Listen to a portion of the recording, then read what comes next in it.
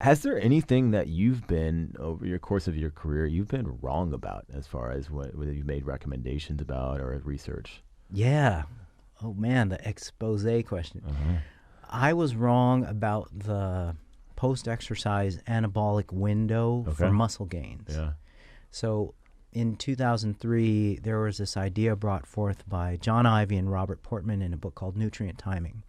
And they said that basically you've got within an hour to have really quickly absorbed protein and carbohydrate in order to recover properly and grow muscle. And so that kind of began the era of people just sucking down whey and dextrose within 7 seconds Right. of finishing their last set. Like gummy bears and all sorts Yes. of stuff. Yeah. Everybody did it. Everybody added sugar to their whey. People would go to the brewing shops and buy bags of dextrose.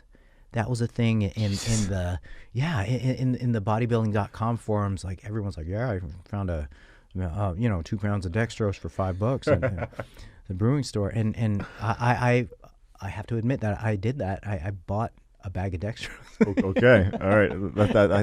I appreciate the honesty there.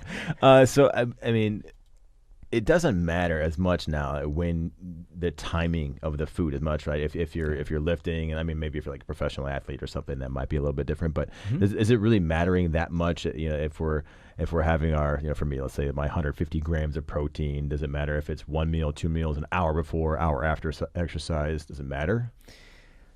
This is the complicated answer to that. If your goal was weight or fat loss, and you were running a caloric deficit to lose weight, so you're taking in less calories than you're burning over the course of the day, the week, the month, the distribution of protein doesn't seem to affect that. Okay. So it's pretty interesting. You can have theoretically like 1 or 2 meals a day, and then the guy next to you having the same regimen as you can be eating 4, 5, 6 times a day, and you're just clones, running this experiment. It's not likely that your protein distribution through the day is going to matter in hypocaloric conditions. Okay. So, and that's been seen in several studies now. Now, what we don't know, and what I would hypothesize is not likely, is that the same thing would happen if we're trying to gain muscle. If we're in a hypercaloric state where you're eating more calories than you're burning, Right. I think that, and for the goal of maximizing rates of muscle gain, I would hypothesize that it does matter, that protein distribution does matter. Okay. And so I wrote a paper with my friend and colleague Brad Schoenfeld.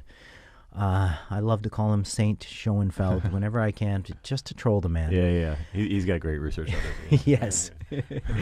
And we speculate that a minimum of 4 feedings of protein at roughly 0.4 to 0.6 grams per kilogram of body weight each dose is going to maximize muscle growth in hypercaloric conditions. And so that's the hypothesis. Okay. But unfortunately, there's not a lot of research being done on optimizing rates of muscle gain. People, the public health problems at large are how do we get weight off of people, Right. and how do we maintain lean body mass? Those are more pressing public health concerns. So, our hypothesis of 4 protein feedings through the day, fairly evenly distributed at 0.4 to 0.6 grams per kilo, that might end up being a hypothesis until the end of time. So Okay. we'll see. Makes sense.